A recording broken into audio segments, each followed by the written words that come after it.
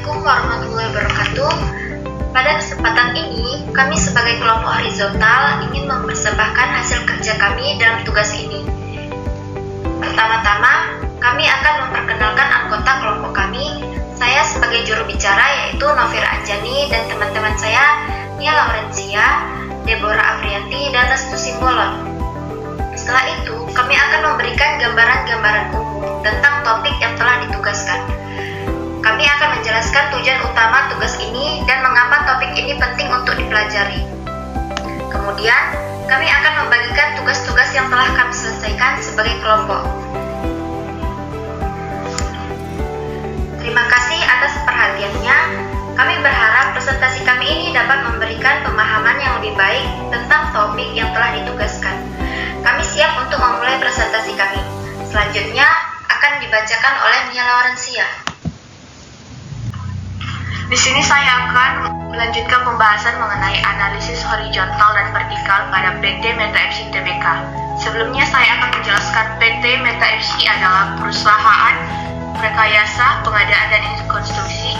PT Meta FC didirikan pada tanggal 16 Mei 1975 bertempatan di Jakarta. Perusahaan ini ahli di bidang pembangkit dan industri, transmisi, distribusi minyak, gas, serta infrastruktur. Berikut paparan laporan laba rugi pada PT Meta FC Tbk. Di mana untuk mencari hasil untuk laporan laba rugi menggunakan dua cara, yaitu secara horizontal dan vertikal. Di mana horizontal adalah membandingkan angka pada masing-masing baris dengan angka pada periode sebelumnya atau sesudahnya, dan dapat dilihat pada gambar diagram berikut. Dan untuk secara vertikal ialah dengan angka pada masing-masing baris yang dibandingkan dengan angka total atau pembandingan antara pos satu dengan yang lain dalam laporan keuangan periode berjalan dengan jumlah total pada laporan keuangan yang sama sehingga diketahui situasi keuangan pada periode tersebut, dan ini juga dapat dilihat pada diagram berikut. Nah, selanjutnya akan membahas tentang rasio keuangan. Aset lancar atau aktiva lancar adalah aset yang masa penggunaannya hanya dalam jangka waktu yang singkat, yaitu masa pakai aset lancar yang umum adalah kurang dari 1 tahun. Nah, aset lancar ini umumnya terdiri dari kas, sekuritas, piutang, persediaan, pembayaran di muka, pendapatan. Terdapat akun aset lancar dan utang lancar pada aset lancar. Di total jumlah aset di tahun 2017 sampai 2021 mengalami naik dan turun. Pada total jumlah aset di tahun 2017 mencapai di harga 500 sampai 600 M, dan di total utang lancar di tahun 2017 berada di kisar kurang lebih 200 M. Dan di tahun 2018 total jumlah aset lancar mengalami penurunan di 100 sampai 200 M, dan di total utang lancar 2018 berada di 120 M. Sedangkan di tahun 2019 total aset lancar naik kembali menjadi 400 M, dan di total utang lancar di tahun 2019 berada di 50 M. Dan di tahun 2020 total aset lancar juga mengalami kenaikan sekitar 500 M, dan di total utang lancar juga mengalami kenaikan di harga 120 M. Dan di tahun 2021 total jumlah aset mengalami turun drastis hingga 100 M, dan di total utang aset lancar juga mengalami turun drastis sebanyak 10 M.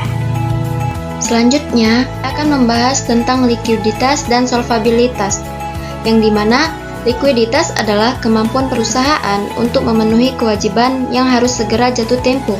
Seperti yang kita lihat di diagram yang sudah ditampilkan, terdapat 5 kolom dari tahun 2017 sampai dengan 2021, yang dimana likuiditas paling tinggi di tahun 2019 dan paling rendah di tahun 2017. Sedangkan solvabilitas adalah kemampuan perusahaan untuk memenuhi semua kewajiban ketika perusahaan dinyatakan bangkrut atau likuidasi dengan semua asetnya. Artinya, di tahun 2017, 82% dari aset di perusahaan didanai oleh hutang. Sedangkan sisanya 18% pendanaan berasal dari pemegang saham. Dan di tahun 2018, 5% dari aset perusahaan didanai oleh hutang, sedangkan sisanya 95% pendanaan berasal dari pemegang saham. Dan di tahun 2019, 23% dari aset perusahaan didanai oleh utang, sedangkan sisanya 77% pendanaan berasal dari pemegang saham. Di tahun 2020, 49% dari aset perusahaan didanai oleh utang, sedangkan sisanya 51% pendanaan berasal dari pemegang saham. Dan di tahun 2021, 58% dari aset perusahaan didanai utang, sedangkan sisanya 42% pendanaan berasal dari pemegang saham. Selanjutnya kami akan membahas rasio pasar pada earning per share, yaitu perbandingan laba bersih setelah pajak 1 tahun buku dengan jumlah saham yang terbitkan. Rumus dari earning per share sama dengan laba bersih setelah pajak dibagi jumlah saham. Yang dimana pada tahun 2018 memperoleh EPS sebesar 13,01, di tahun 2019 11,33, dan di tahun 2020 13,95. Di sini juga kita menggunakan rumus per, yaitu harga pasar per lembar saham dibagi pendapatan per lembar saham, sehingga memperoleh hasil pada tahun 2018 32,46%, di tahun 2019 37,28%, dan di tahun 2020 30,26%. Kurang laba rugi pada PT MC Tbk tahun yang berakhir pada tanggal 31 Desember dari tahun 2018 sampai dengan 2020 untuk pendapatan, beban pendapatan, laba kotor, beban administrasi, beban operasi, laba, beban bunga. Untuk indeks persennya di tahun 2018 100% dikarenakan tahun awal, dan di tahun 2019 serta 2020 untuk indeks persennya bisa kita lihat di data berikut.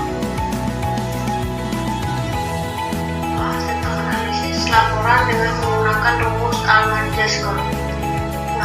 Alman-Jaskov sendiri yaitu merupakan metode yang digunakan untuk memprediksi keberlangsungan suatu perusahaan dengan mengkombinasikan beberapa rasio keuangan yang umum dan pemberian bobot yang berbeda satu dengan yang lainnya. Rumus Jaskov modifikasi yaitu 6,56x1 ditambah dengan 3,26x2 ditambah 6,72x3 dan 1,65x4. Nah, dari data laporan pada Meta FC tahun 2020 sampai dengan tahun 2022, yaitu aktiva atau aset lancar, kewajiban lancar, modal kerja, total aktiva, laba ditahan, laba sebelum bunga dan pajak, ekuitas, dan total utang atau liabilities.